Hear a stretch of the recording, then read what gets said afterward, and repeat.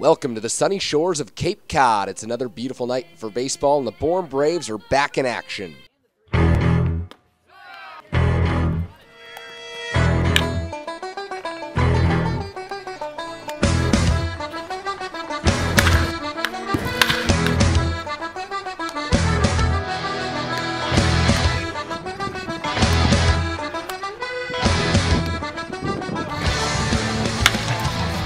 Cape Cod Baseball League, where the best players from across the country come together and square off against one another.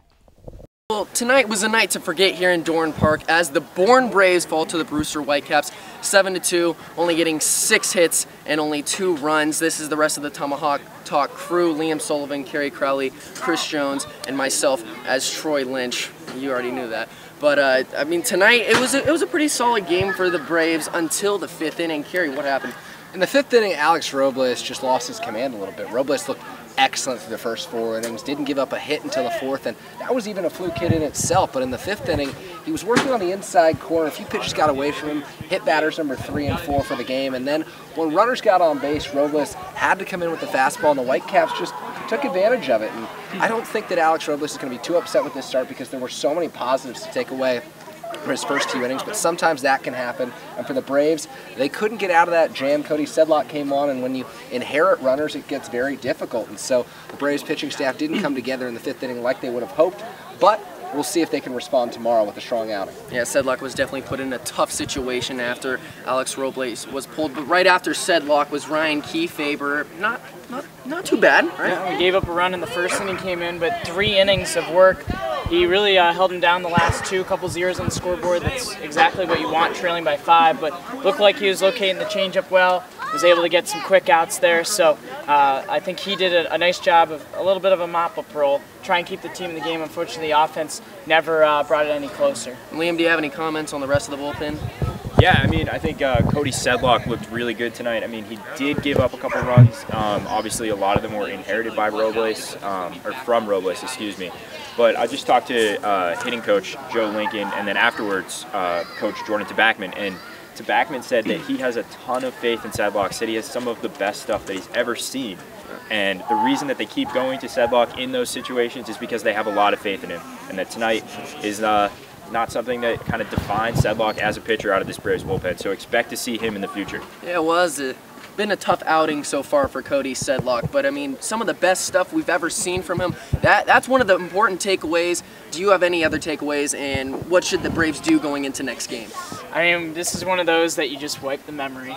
It's just one of those games, you have them during the course of a season where you just, that 1 inning, and you can look at it and just say for the team, hey, we played well in the course of the game. It was just the top of the 5th inning that got away. If you don't give up 6 runs that inning, Bourne's in the game and they could possibly come back. But when you put yourself down 6 runs, more times than not, you're not coming back. Yeah, Braves did not come back, and to talk a little bit more about the performance, I caught up with Coach Tyler Hancock, and here's what he had to say. Hi, this is Troy Lynch, and today who joins me is none other than Coach Tyler Hancock. Now, Coach, you guys fall 7-2 to the Brewster Whitecaps, but you beat them the first time you saw them this year. What was the difference between the 2 games? We didn't swing the bats very well tonight. You know, they walked 4 guys, but we didn't take advantage of it, and to their credit, they took advantage when we did that. So it happens. We'll come out and play again tomorrow. Now, earlier in the game, we saw Reed Humphreys over at first. It was kind of a close play. He kind of hurt his wrist or hand a little bit, but he still played. What can you say about him? I think he'll be all right. The throw just took him up the line, and the runner ran into him, and it's just part of it. You always have nicks and knacks when you're playing, so I think he'll be okay. And Peter Alonso just arrived tonight. He was walking around the field. Can we see him play tomorrow, or what's the call on him? I don't know yet. We haven't talked about it, but I'm sure that'll be something we talk about tonight before we go home and figure out what we want to do. And I know we're excited to have him. We're looking forward to seeing what he can bring to the table. So it's good he's here. All right, well, the Bourne Braves will be playing the Hyannis Harbor Hawks tomorrow at 6 in Hyannis. For Tyler Hancock, I'm Troy Lynch, and thank you for watching. Thanks, Coach. So we did take away a few positives out of tonight's game, but now one of our favorite segments, Players of the Game. Liam, let's go. I'm going to go Alex Robles. Looked really, really good for 4 innings. Didn't give up a hit. You know, top of the 5th inning, as we said, got away from him, but he looked good. So that's my player of the game tonight. Kerry? I'll stay with the pitchers, and I'm choosing from the bullpen brigade. I'll go with Zach Fox. Gave a solid 9th inning, indefinite mop-up duty. It was a 7-2 ball game. You can only hope to keep that deficit, and Fox came in, went 1-2-3, an excellent outing for him after not pitching for 2 weeks. That's all you can ask for. All right, 2 pitchers in the books. Are you going to change it up? I think I'm going to have to go Ryan Bolt. He had the only RBI hit today.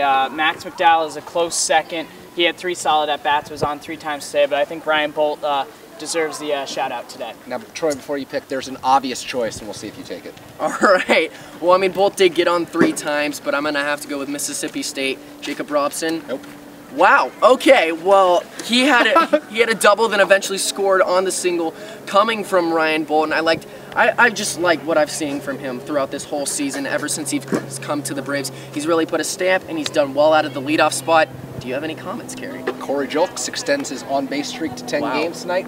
Makes a few very impressive plays over at third base. His best defensive game so far. Looking for the like he's Braves. been playing it forever. Yeah, I mean, he's going to be an absolute asset to Houston. So, Troy, any apologies to the family and friends of Julks? Absolutely. Julks, I had no idea, you know. You had no idea. Well, I had an idea, but I mean, I was so caught up in Jacob Robson and his double, then you've been consistent. I'm sorry. And this whole Tomahawk Talk crew apologizes. Okay, Chris Jones and Liam, they could have picked them. Yeah, we could have. Okay, you could have picked them too.